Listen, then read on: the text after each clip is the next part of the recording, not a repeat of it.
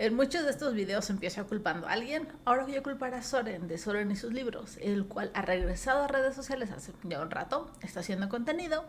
De hecho está muy activo en Instagram y ahí descubrí que estaba leyendo Las Muertas.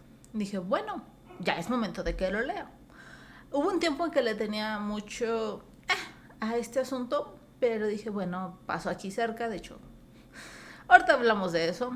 Y este libro va a ir derechito al what the fuck del año. La historia empieza con un pobre baboso que cometió dos errores. Una, enamorarse hasta las manitas y tener una relación bien tóxica con una fulanita y después ayudar a esa fulanita a deshacerse de un cadáver.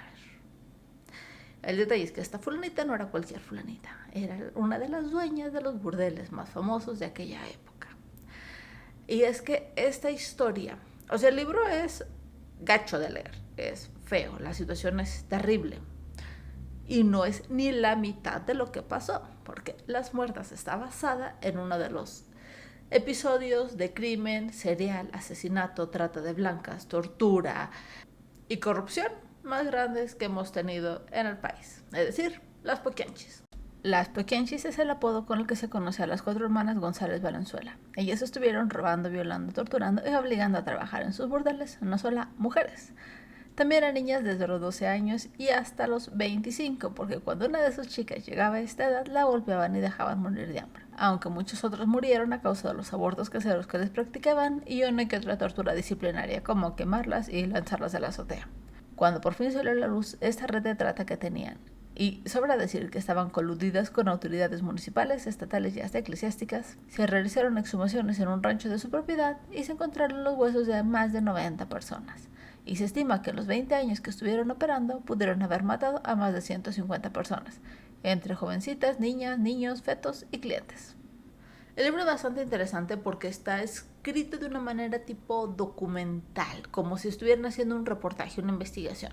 Y sucede en diferentes líneas temporales y desde el punto de vista, desde la declaración de diferentes personas. Y confieso, en este punto se me revuelven los nombres, porque lo que hizo Ibargüengoitia, que lo hacía mucho, era tomar este universo de lo que es el estado de Guanajuato y cambiarlo. En el libro Guanajuato, al estado le dice Plan de Abajo. Y a la ciudad de Guanajuato, a la capital del estado, le dice Cuébano. En este libro Cuébano no es parte importante. En esas ruinas que ves y todo sucede en Cuébano. Solo que en este caso Cuébano queda de lado y los estados o los municipios a los que se hace referencia cambian un poquito de nombre. Y hay una cosa en mi cabeza que quería saber de dónde estábamos hablando, entonces tuve que investigar y estuve comparando nombres y ahorita estoy bien confundida, esa es la verdad. Pero es que la historia es la misma pero suavizada. Y ese es mi problema. Estamos hablando de asesinos seriales, de las dueñas de los prostíbulos más famosos entre 1940 y 1964, creo que es cuando las apresaron. Tuvieron una cantidad de gente trabajando ahí. Cuando se descubrió todo esto, llegaron a encontrar 90 cadáveres. No solo de las chicas que reclutaban, que no eran chicas, eran niñas, también de fetos y algunos de sus clientes. Que vamos a ser justos, no todos los mataban ellas. Hay algunas que mandaban a alguien más a matarlos porque tenían mucha gente a sus servicios, era una empresa enorme. Y véanlo así, ¿quién en su fregado juicio le pone a este libro Las Muertas? O sea, neta. Mi problema con el libro empezó porque al principio parece que te estaba contando de una manera romántica, cómica, uno de los episodios, uno de los enamorados que tuvo una de las Balandro, es decir, una de las Poquianchis. Y esto se me hacía absurdo, se me hacía ridículo. O sea, dije, ¿a poco vamos a intentar justificar lo que pasó? Porque no fue por ahí el libro. El detalle es que siento que le quitó mucho, no solo el protagonismo, sino el sadismo con el que fueron tratadas.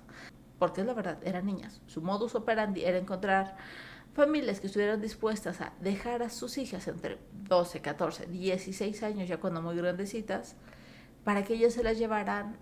A veces les decían que para trabajar de criada, esa es la palabra, esa es la realidad, a alguna casa, gente más rica. Y en el libro manejan que hasta les decían que iban a trabajar en una zapatería. El detalle es que no, ellas tenían sus burdeles, llegaban y a lo que va. Ya cuando dejaban de servirles, se deshacían de ellas. Algunas veces las mataban de hambre, algunas otras veces directamente las mataban. Algunas otras murieron durante abortos que les tenían que provocar porque no te sirve una mujer embarazada. Digo, estamos hablando de México del siglo pasado. Si los hombres querían coger con una embarazada, tenían a la embarazada en su casa. Pero lo que tú quieres es una niña y eso es lo que iban aquí. Y es que las autoridades estaban coludidas. En el libro lo retratan de una manera... Es que ese sarcasmo, esa ironía de Ibargüengoitia, que yo lo aplaudo, pero que creo que aquí se pasó de la raya. Porque las Balandro, cuando están organizando la inauguración de uno de sus casinos, por supuesto que invitan a presidentes municipales. Porque la corrupción con la que ellas estuvieron manejando por años fue terrible. Ellas hicieron lo que tuvieran que hacer para obtener los permisos, para que la policía viera para otro lado, para que todo el mundo supiera lo que estaba pasando y no hiciera nada. Todo esto se acabó porque una de las chicas logró escapar y logró contar lo que estaba pasando.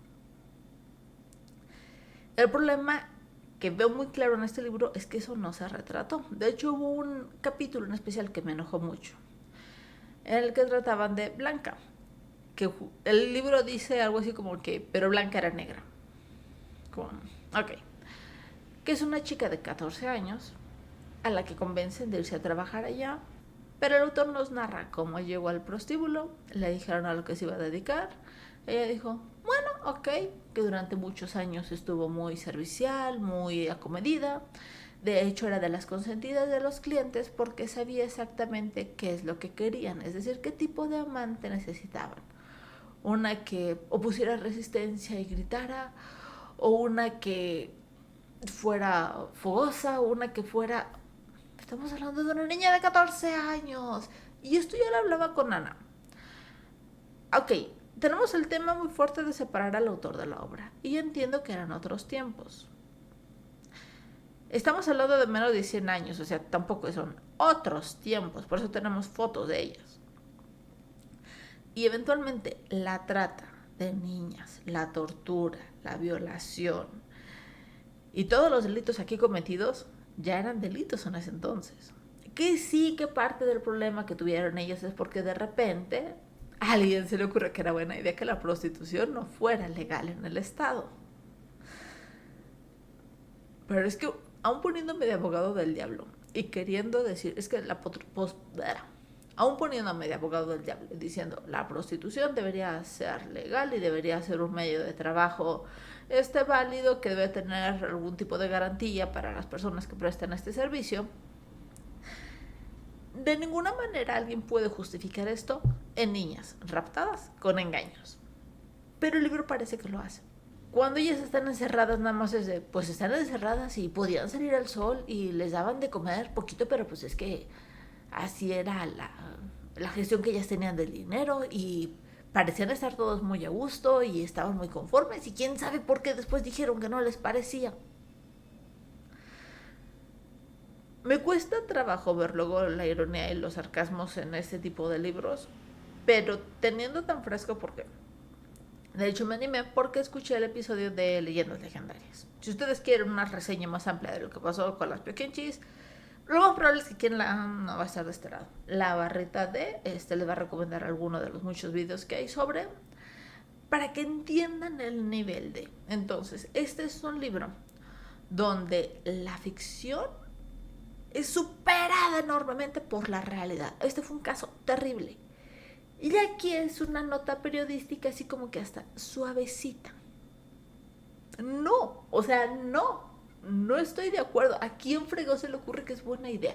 De hecho, estaba hasta reciente el asunto cuando él publica este libro. Ya.